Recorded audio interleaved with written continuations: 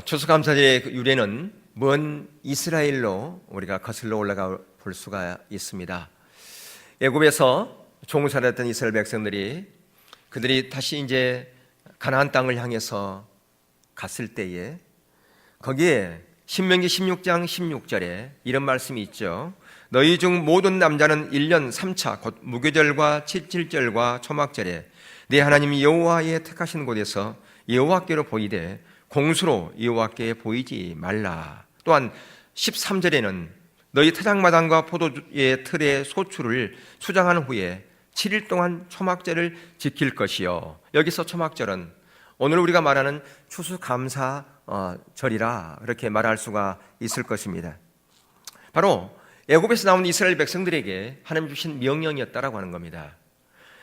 또한 현대적인 추수감사절의 그 의미는 우리가 잘 아는 것처럼 1608년 신앙의 자유를 찾아서 신대륙을 향했던 청교도들이 여러 가지 어려움과 난관과 그걸 싸우면서 이제 그 신대륙에서 토착민의 그 인디언들의 도움을 받아가지고 농사를 지었지요. 근데 그 가을에 그 소출하는 것을 가지고 하나님께 감사를 드렸어요. 근데 그들의 그 감사절은 정말 어떤 기쁨과 정말로 감사할 수 있는 조건이 하나도 없었습니다. 왜냐하면 반 이상이 배에서 또는 풍토병으로 또는 못 먹어서 추위에 죽었거든요. 그리고 그들이 농사를 지어서 가을 거지를 했는데 정말 볼품이 없었어요. 보잘것이 없었어요. 그럼에도 그들은 하나님 앞에 감사 예배를 드렸다고 하는 것입니다. 정말 보잘것없고 감사할 조건이 하나도 없었어요. 그럼에도 불구하고 그들이 하나님 앞에 감사 예배를 드렸다라고 하는 것입니다. 왜요? 성경에 항상 기뻐하라, 범사에 감사하라고 그렇게 말씀했기 때문에 그 말씀을 따라서 그들이 그렇게 순종했을 때, 작은 것에 순종했을 때 오늘날의 미국이 태어난 것이다 라고 하는 것입니다. 오늘날의 미국은 그냥 되어진 것이 아니었어요. 정말 하나님을 사랑하고 믿음 안에서 정말 보잘것없고 환경 바라보면 문제투성이었어요. 그럼에도 불구하고 그들은 하나님 앞에 작은 것에 감사했을 때 오늘날의 미국이 태어났던 것을 보게 되어집니다. 감사가 없는 생활은 그렇기 때문에 불행한 삶인 거예요. 감사의 시작은 지금은 별 볼 일 없어도, 지금은 환경이 나빠도 감사하는 그 삶은 결국은 하나님께서 그 작은 씨앗을 심었기 때문에 하나님께서는 열매를 맺게 한다 그 말이에요. 감사는 씨앗을 심는 겁니다. 감사는 하나님의 나라에 씨앗을 심는 겁니다. 결국 누가 하나님 나라의 그 씨앗을 연글게 합니까? 자라게 합니까? 하나님이 연글게 하는 거예요. 하나님께서 자라게 하기 때문에, 하나님께서 열매를 맺게 하기 때문에 그것은 우리가 상상할 수 없는 그 놀라운 열매로 자라난다고 하는 겁니다. 그렇기 때문에 우리는 항상 기뻐하고 범사에 감사하는 것이 바로 우리 믿는 자들이 해야 할 도리라고 하는 것입니다. 이 생활이 성도들의 삶의 자세고 성령 받은 자의 삶인 것을 우리는 보게 됩니다. 우리가 감사할 때에 하나님의 놀라운 하나님의 비전과 약속을 우리가 놓치지 않습니다. 왜냐하면 우리가 감사할 때 하나님의 그 놀라운 약속이 그것이 열매를 맺게 되기 때문에 그렇다고 하는 겁니다. 오늘 본문은 믿음의 주상 아브라함이 가나안 땅에 정착하는 과정에서 블레셋의 통치자인 아비멜렉의 지도자인과 평화를 맺는 그런 조약의 내용을 거기에 나오죠. 그리고 조약을 맺으면서 땅을 분배받았고요. 그래서 부엘세바라는 곳에 정착하는 과정을 다루고 있는 내용입니다. 여러분, 그러나 아비멜렉과 군대장은 비골이 직접 아브라함에게 찾아왔어요. 쉽게 얘기하면 오늘날 말하면 미국 대통령이 군대 장관과 함께 한국에 먼저 찾아왔다 하서 평화의 조약을 맺자고 하는 거다 그 말입니다. 그러니까 강대국이, 아주 큰 강대국이 약속에 와서 평화 조약을 맺자고 얘기하는 거예요. 그게 가능합니까? 오늘날 어떻게 합니까? 평화 조약을요? 작은 나라가 큰 나라에 찾아가서 평화 조약을 맺는 거 아닙니까? 그게 맞는 이치죠. 근데 지금 여기 보면 아비멜렉이 군대 장관과 함께 아브라함을 찾아와서 평화 조약을 맺고 있는 것을 볼 수가 있어요. 왜 그럴까요? 아브라함 가운데 하나님께서 놀랍게 역사하신 그 사실을 그는 보았기 때문에 그렇습니다. 하나님께서 놀랍게 아브라함의 삶 가운데 일하고 계신 것을 보았고, 아브라함이 그를 돕고 있었고, 그의 모든 삶이 하나님으로 말미암아 형통한 삶인 것을 보았기 때문에 바로 아비멜렉이 먼저 찾아와서 손을 내밀었다고 하는 것입니다. 아브라함은 이 과정에서 하나님께서 이 모든 것을 개입하시고, 하나님께서 계획하시고, 하나님께서 일하시고, 하나님께서 인도하셨다고 하는 것을 알았기 때문에 하나님 앞에 지금 어떻게 하고 있느냐 보면, 거기에 33절에 아브라함은 부엘세바에 에셀나무를 심고 거기서 영원하신 여호와 이름을 불렀으며, 바로 엘 올람의 하나님을 불렀다 그 말입니다. 엘은 하나님이요, 올람은 영원하신 시간을 얘기하는 것입니다. 시간을 뛰어넘는 하나님이다. 하나님은 영원히 존재하고 계시고, 우리의 생각을 뛰어넘는 하나님이요, 우리의 가치관을 뛰어넘는 하나님이요, 우리의 모든 삶을 뛰어넘는 영원한 하나님이다. 그 하나님을 엘 올람 이렇게 불렀다라고 하는 겁니다. 그렇게 하나님을 불렀다고 하는 것을 볼 수가 있어요. 자, 그러면 하나님은 어떤 의미에서 우리의 삶 가운데서 영원한 하나님이라 하는 것을 우리가 보려고 하는데요, 가장 먼저는 하나님은 약속을 지키신 분으로서의 영원한 하나님이시라는 것을 보게 되어집니다. 성경에서는 거짓된 약속이나 거짓된 맹세를 하지 말라고 수차례 우리 가운데 강조하고 있는 것을 볼 수가 있어요. 왜 그럴까요? 왜 거짓 약속이나 거짓 맹세를 하지 말라고 그랬습니까? 레위기 19장 12절에 보면, 너희는 내 이름으로 거짓 맹세함으로 내 하나님의 이름을 욕되게 하지 말라. 나는 여호와니라. 왜 그런다고요? 우리가 어떤 약속을 하고 어떤 맹세를 하고 지키지 않으면 그것은 누가 욕을 먹습니까? 하나님이 욕을 먹는다 그 말이에요. 예수 믿는 사람 믿을 건 못 돼. 어떻게 예수 믿는 사람들이 거짓말을 해? 어떻게 예수 믿는 사람들이 약속을 안 지켜? 결국 누가 욕을 먹습니까? 하나님이 욕을 먹는다 그 말이에요. 그래서 거짓 맹세나 거짓 약속을 하지 말라라고 하는 것입니다. 결국 하나님이 욕을 먹기 때문에 그렇다고 하는 것이죠. 반대로 우리가 어떤 약속을 하고서 그 약속을 신실하게 지키면 누가 영광을 받겠습니까? 하나님이 영광을 받는 거예요. 역시 세상에서 믿을 사람은 예수 믿는 사람밖에 없어. 역시 예수 믿는 사람이 다르구만. 결국 누가 영광을 받는 겁니까? 하나님이 영광을 받는 거라 그 말입니다. 그렇기 때문에 저와 이를 믿는 사람들이 어떤 약속을 하면 그 약속을 신실하게 지켜야 되는 거예요. 그래야 하나님께서 영광을 받으시고 그 약속 가운데 함께 하신다라고 하는 것입니다. 그 약속의 보증이기 때문에 하나님이 그 약속의 보증이요, 하나님께서 그 약속의 도우심이요 역사하심이라고 하는 것이죠. 근데 여러분, 성경에 보면 많은 약속들이 있어요. 근데 하나님이 우리 인간하고 약속하는 것도 있습니다. 아브라함에게 약속하지 않습니까? 근데 그 약속은 보증이 아니고 초청입니다. 하나님의 길에 서면 내가 그렇게 놀랍게 역사하리라 라고 하는 그 약속이지, 우리를 초청이지 보증이 아니에요. 하나님의 약속은 초청이라고 하는 것입니다. 내가 하나님의 그 길 가운데 섰을 때 그 약속이 온전히 이루어지는 거예요. 하나님의 약속이 온전히 이루어지는 것이다 라고 하는 것입니다. 그렇기 때문에 참된 약속을 지킨다고 하는 것은 그것은 하나님의 이름을 영화롭게 하는 것이다 라고 하는 것이죠. 여러분, 결혼 우리 두 분이 이제 새 신랑 새 신부 이제 가정을 이뤘지 않습니까? 얼마 전에 두 분이 성혼세약을 했어요. 그건 약속이에요. 누구하고 약속한 겁니까? 하나님과의 약속이에요. 두 사람의 약속이 전에 하나님과의 약속이다 그 말입니다. 그렇기 때문에 결혼 약속은 바로 엘 올람의 그 약속이에요. 영원하신 하나님, 그 영원한 하나님 앞에 약속한 거예요. 이 약속을 영원하신 하나님 앞에 내가 지키겠습니다 라고 하는 그 약속이다 그 말입니다. 오늘 본문에서 아브라함과 아비멜렉의 약속이 가능한 것은, 그것은 아비멜렉이 아브라함을 접촉하면서 아브라함이 보니까 이는 보통 사람이 아니라는 거예요. 하나님의 사람이라고 하는 것을 그가 보았어요. 그래서 이 사람을 함부로 해서는 안 되겠다. 이 사람과 평화 조약을 맺어야지. 나중을 위해서라도, 우리 후손을 위해서라도 이 아브라함과 평화 조약을 맺은 것이 좋겠다. 그는 아비멜렉이 누굴 통해서 보았다고요? 아브라함의 삶을 통해서 보았다 그 말입니다. 하나님이 함께 하신 것을. 거기 22절에 뭐라고 고백한가요? 그때 아비멜렉과 그 군대 장관 비골이 아브라함에게 말하여 이르되 내가 무슨 일을 하든지 하나님이 너와 함께 계시도다. 그렇게 지금 고백하지 않습니까? 그 한 예가 이런 거죠.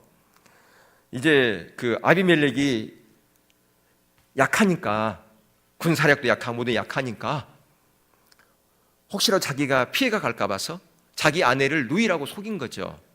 그래서 그러니까 우리가 생각할 때는 그렇잖아요. 그 사라가 나이가 많은데 그 할머니를 데려갈 리가 없잖아요. 그러니까 그 당시는 하나의 어떤 결혼 동맹을 맺어서 하나의 서로 간에 조약을 맺기 위한 그렇다고 성경학자들이 얘기를 합니다. 근데 이제 그 사라를 데리고 가지 않습니까? 근데 하나님께서 밤에 나타나셔서 이 여인은 남편이 있다. 네가 그를 취할 경우 너는 네 목숨을 끝나는 거야 라고 경고를 받았어요. 그래서 거기서 누구를 경험한 겁니까? 살아계신 하나님을 경험한 거라고 말이에요. 하나님의 실제를 경험한 거였어요, 아비멜렉이. 그리고 그것뿐 아니라 아브라함의 모든 삶 가운데 하나님께서 함께 하시고 그의 모든 삶이 형통한 것을 보았기 때문에, 그래서 이제 하나님의 이름으로 좋은 관계를 맺고 살아갈 것을 먼저 제안을 합니다. 그래서 찾아오는 거 아니겠습니까? 그래서 이 제안을 아브라함이 받아들이고 우물가에서 하나님의 이름으로 약속을 하고요, 그 이름을 뭐라고 그랬느냐? 브엘세바다, 그렇게 얘기했어요. 보통 여러분 성경에 보면 이스라엘을 얘기할 때 단에서부터 브엘세바 그렇게 얘기하잖아요. 저 북쪽 헬몬산 바로 밑에가 단 지파가 거기에 거주한 거죠. 거기요. 그리고 제일 밑에 남방 쪽이 브엘세바예요. 그래서 브엘세바에서 조금 가면 거기 시나이 반도 나오고 그러거든요. 지금도 그 브엘세바에 가면 이 우물이 깊은 우물이 있고요, 거기 아브라함이 살았던 그 터가 발굴되어져 가지고 잘 보존돼 가지고 있습니다, 이 브엘세바가. 근데 이 브엘세바라는 뜻이 뭔가? 부올은 우물이고요, 세바는 약속이라는 뜻이에요. 우물가에서 맺은 약속이다, 그런 약속이죠. 여러분 우물가에서 혹시 약속 맺어서 결혼하신 분 혹시 계시나요? 우물가에서 그런 일들이 많이 일어나고 있잖아요. 우리 창세기에 봤지만 아브라함의 늙은 종이 우물가에서 누구를 만나요? 이삭의 아내가 될 리브가를 만나잖아요. 그렇죠? 근데 이 브엘세바, 이 세바가요, 시바 그러면 일곱이란 뜻이에요. 그러니까 일곱 어린 양을 드리면서 약속한 그런 곳이다, 그런 의미도 됩니다. 그러니까 약속의 우물이란 뜻도 되고, 일곱 양을 드렸잖아요, 여기 어린 양을. 그러니까 일곱 어린 양, 암양을 드리며 약속했던 곳, 이게 브엘세바인데요. 그리고 이 아브라함은 이 사건 직후 하나님을 찬양하면서 영원하신 하나님을 고백하고 있어요. 엘 올람 하나님을 고백하고 있다, 그 말입니다. 하나님의 약속, 하나님의 약속은 영원한 겁니다. 우리 부흥교회 가운데 주신 하나님의 약속, 그 약속도 엘 올람이에요. 영원하신 약속이다, 그 말입니다. 여러분 회복과 부흥, 그러면 여러분 가슴이 뛰지 않습니까? 다가오는 하나님의 부흥을 준비하는 교회, 특별히 이 시대에 저와 여러분 가운데, 여러분의 삶 가운데, 여러분의 가정 가운데, 여러분의 직장 가운데, 여러분의 기업 가운데, 우리 부흥교회 가운데 특별히 놀라운 회복이 있어야 돼요. 회복과 부흥, 그게 있어야 되는 거 아니겠습니까? 더 나아가서 저 북녘 땅 가운데 놀라운 회복과 부흥이 있어야 되고요, 열방 가운데 회복과 부흥이 있어야 됩니다. 이 놀라운 하나님의 약속을 우리 가운데 주셨어요. 근데 우리가 이 약속을 붙잡고 있는 그 자체가 놀라운 하나님의 축복 아닙니까? 저는 그렇게 생각합니다. 가장 큰 축복은 하나님의 약속, 하나님의 놀라운 비전을 붙잡고 있는 그거 자체가 큰 축복이다, 저는 그렇게 확신을 합니다. 저는 우리 부흥교회 모든 성도들이 무엇보다 다시 한번 이 비전을, 이 약속을 붙잡고 영원하신 하나님, 엘 올람의 하나님을 찬양하고요, 한 걸음씩 한 걸음씩 그렇게 나아갈 수 있기를 주의 이름으로 축원합니다. 그럴 때 하나님께서 놀랍게 우리 가운데 그 약속을 이루실 것입니다. 두 번째, 하나님은 관계를 새롭게 하시는 분으로서 영원하신 하나님이라고 하는 것입니다. 성경은 영원부터 영원까지 계신 하나님은 우리의 모든 삶에 끊임없이 개입해 왔습니다. 바로 우리 인생의 스토리는 바로 하나님의 스토리입니다. 하나님께서 우리 가운데 개입하신 하나님의 스토리라 그 말입니다. 그분께서 우리의 인생을 써 내려가야 되는 것이 그것이 진정한 그리스도인의 삶 아니겠습니까? 왜냐하면 성령님께서 우리 안에 계시는 것은 그분께서 우리의 인생의 스토리를 써 내려가겠다고 하는 그 하나님의 계획 아니겠냐 그 말입니다. 바로 하나님께서 우리 가운데 인생에 개입하셔서 하시는 일이 뭘까요? 가장 먼저 하시는 일은 우리의 삶을 변화시키는 겁니다. 주님의 형상으로 닮아가게 하는 거라 그 말입니다. 그것이 하나님께서 가장 먼저 우리의 삶에 개입하셔서 하실 가장 귀한 일이요 중요한 일이라고 하는 것이죠. 바로 우리를 그리스도의 인격으로 닮아가는 성숙한 그리스도인으로, 바로 이게 성화지요. 그래서 성경에서는 구원을 이루라고 그렇게 명령형으로 말씀하고 있는 것을 볼 수가 있습니다. 바로 우리의 구원의 모델, 우리의 성화의 모델은 누굽니까? 바로 예수 그리스도 아닙니까? 예수님말로 바로 우리의 성화의 완벽한 모델이지요. 그리고 이런 비전 만드시는 가장 중요한 현장은 대부분 어디서 이루어지느냐? 인간 관계의 장에서 우리를 빚으세요. 근데 하나님과의 관계에서 먼저 세워졌을 때 사람과의 관계에서 온전하게 빚어지게 되어 있습니다. 하나님과의 관계가 온전하지 못하면 사람과의 관계에서 시험 들고요, 넘어지고 그렇게 할 수밖에 없어요. 오늘 본문에서 아브라함도 하나님 자신의 가장 큰 대적일 수 있는 그 블레셋의 그 아비멜렉에게 일하시는 하나님을 보면서 그와 하친의 언약, 평화의 언약을 동의하거든요. 근데 여러분, 우리가 하나님의 일을 하면서 우리가 인생을 살아가면서 사람을 신뢰하면 넘어지게 돼 있어요. 여러분, 사람과의 상호 신뢰 중요합니다. 그러나 더 중요한 것은 하나님과의 관계예요. 하나님을 신뢰하는 것이 훨씬 더 중요합니다. 아브라함이 하나님을 신뢰했기 때문에 아비멜렉과의 관계도 더욱더 가까워졌고요, 더 오래 갈 것입니다. 여러분, 만약에 여러분이 신앙생활 하면서 저를 신뢰하면요, 반드시 넘어지게 되어 있어요. 시험 들게 되어 있다 그 말입니다.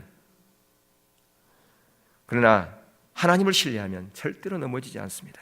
왜냐하면 우리 모두는 인간이기 때문에, 저는 너무나 부족하고 저는 연약하기 때문에 저를 신뢰하면 여러분 반드시 넘어집니다.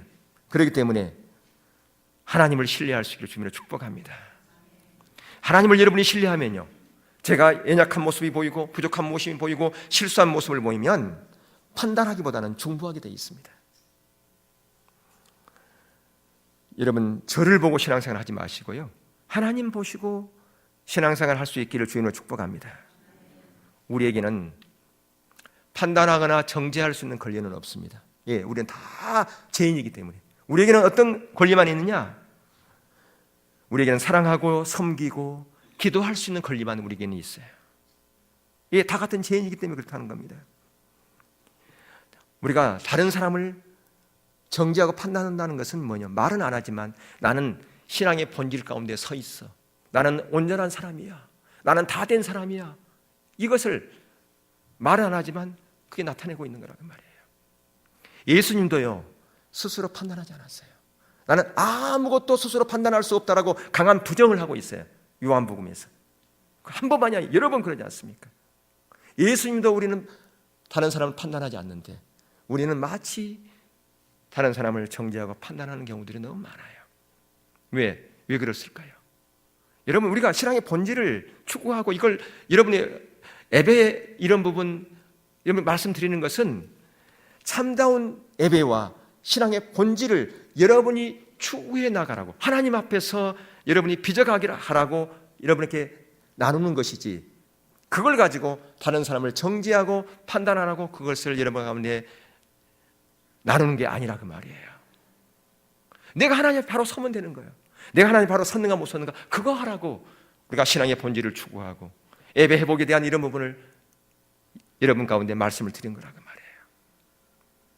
진정으로 내가 하나님 앞에 서 있는 겸손함이 있다면 어떤 모습을 보고서 나의 모습을 발견하게 돼 있어요.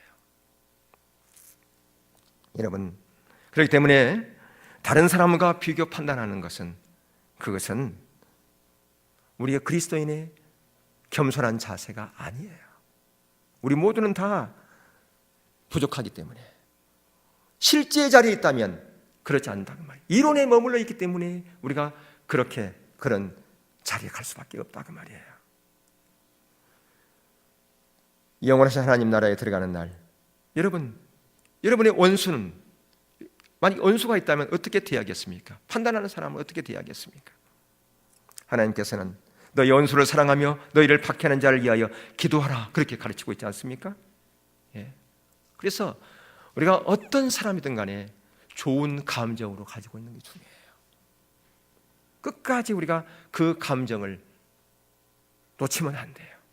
끝까지 좋은 마음으로 상대방을 축복하고 상대방을 사랑하고 상대방을 용납하는, 그것이 우리 죄인들이 해야 될 몫이라 그 말입니다. 왜냐하면 우리는 다 불완전하기 때문에, 우리는 연약한 존재이기 때문에 그렇다고 하는 거예요.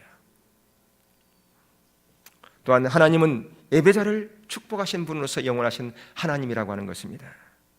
하나님은 영원하시다고 말할 때 이것은 하나님만이 유일한 인간에게 예배를 받으시기에 합당한 분이다 그 말입니다. 여러분 33절 한번 보시겠습니다. 거기 보니까 여호와의 이름을 뭐 했다고요? 여호와의 이름을 불렀으며, 이것은 예배의 형태를 얘기하는 거예요. 여호와의 이름 불렀다는 것은 주일날 나와서만 예배만을 말하는 게 아니에요. 이것은 우리의 모든 삶의 자리에서 여호와의 이름을 불렀다고 말이에요. 주님의 이름을 부르는 거예요. 주님의 이름을 우리의 삶의 자리에서 예배가 되어지는 거, 그게 진정한 예배입니다. 뭘 통해서요? 우리의 삶을 통해서 예배 드리는 겁니다. 삶을 통해서 예배 드리는 것. 거기서 내가 죄인이라고 하는 것을 발견하는 거예요. 오늘 우리가 성찬 예식을 드리는 것은 뭡니까? 십자가 앞에 내 자신을 내놓으라고 하는 거예요. 내 자신을 내리라는 겁니다. 나는 죄인이라고 하는 걸 다시 인식하는 거예요. 주님이 아니었다면 나는 여전히 죄인이고, 나는 하나님의 자녀가 될 수 없었고, 영원히 지옥에 갈 수밖에 없는 그런 존재라고 하는 것을 알고, 주님의 그 십자가를 다시 한번 인식하라고 성찬 예식을 하라고, 기념하라고 말씀한 거라 그 말. 그것은 뭐냐 하면 네 자신을 죽여라, 너를 더 낮춰라, 네가 더 낮아져라 라고 하는 것입니다. 다른 사람을 너보다 더 낮게 여기라, 그걸 말씀하고 있는 거라 그 말이죠. 그래서 이제 그가 예배를 드리면서 여호와의 이름을 부르면서 그 부엘세바에서 에셀나무를 심죠. 그 에셀나무는 주로 어디에 있느냐? 오아시스가 있는 곳에 있어요. 바로 이 부엘세바가 오아시스 같은 그런 생수를 공급하는 그런 곳이 되어야 된다고 하는 것이죠. 지나가는 사람들이, 목말라는 사람들이 이곳에 와서 목을 치우면서 영원한 쉼을 얻는 그런 곳이 되기를. 여러분, 우리가 진정으로 하나님의 예배가 있는 곳에는요, 그 쉼이 있어요. 예, 정죄나 판단이 없어요. 사랑이 있어요. 용서가 있어요. 용납이 있어요. 그것이 진정한 부엘세바예요. 그것이 진정한 안식터예요. 그게 진정한 생명수가 공급되어지는 그리스도의 삶이라 그 말입니다. 그것이 예배 드리는 곳이에요. 그게 예배자예요. 그게 온전한 예배자예요.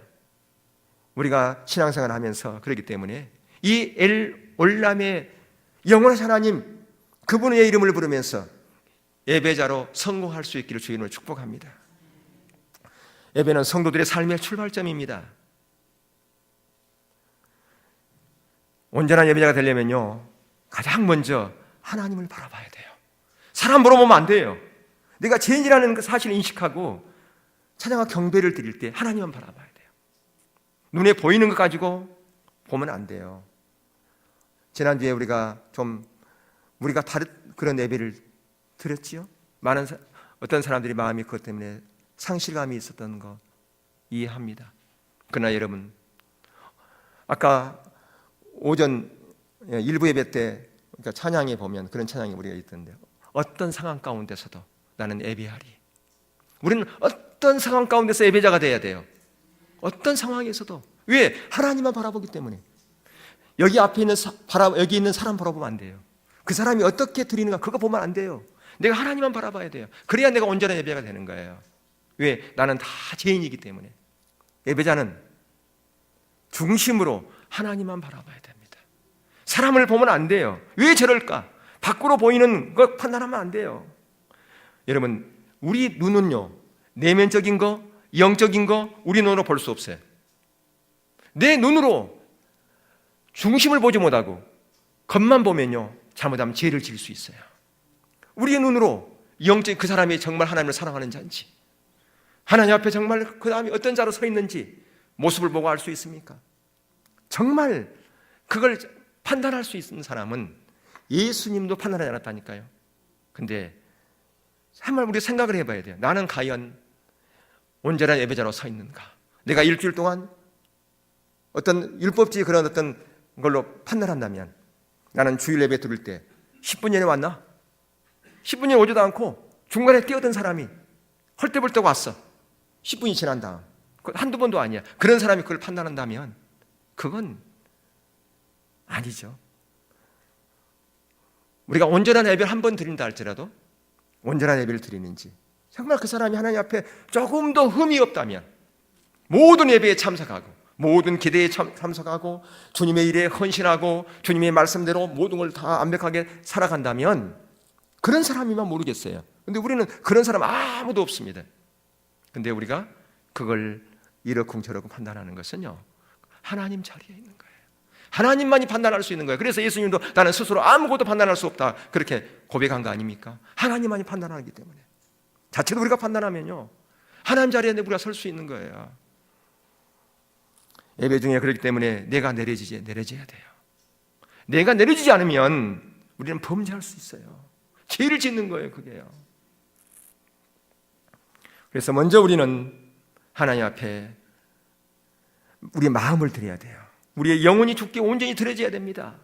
어떤 상황, 그거 보면 안 돼. 어떤 상황 가운데서 내가 예배하리. 우리 찬양 가사 있지 않습니까? 어떤 상황 가운데서 내가 하나님만 바라봅니다.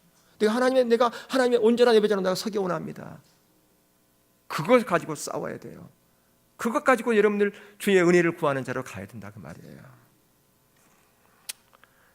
원하기는 여러분 한 사람 한 사람이 모두가 다 그러한 예배를 사모할 수 있기를 주님을 축복합니다. 그런 자들이 모여있을 때 성령께 강력하게 임할 수밖에 없어요. 왜요? 그 밭이 아름다우니까. 그 밭이 옥토밭이니까. 그 옥토밭 가운데 성령께서 임할 거 아니겠습니까? 그런 곳에 하나님께서 역사하시고 그런 자들을 하나님께서 회복하시고 그런 자를 통해서 하나님께서 일하신 게 아니냐 그 말입니다. 그런 의미에서 여러분 예배의 성공자가 되시기를 주의 이름으로 축복합니다. 여러분 그렇기 때문에 물론 형식도 중요하지요. 왜냐하면 그것은 하나의 약속이니까. 여러분 11시에 예배 드리는 것은 하나님과의 약속 아닙니까? 하나님과의 약속이기 때문에 내가 이 예배에 시간 전에 와서 마음을 준비하고 드리고 마지막까지 참석하고, 그건 하나님과의 약속이에요. 그것도 형식이니까 중요한 거죠. 그리고 우리가 예배 회복이라고 하는 책을 우리 통해서 우리 공부를 하잖아요. 예배 회복 책이 있잖아요. 그 얼마나 귀한 책입니까?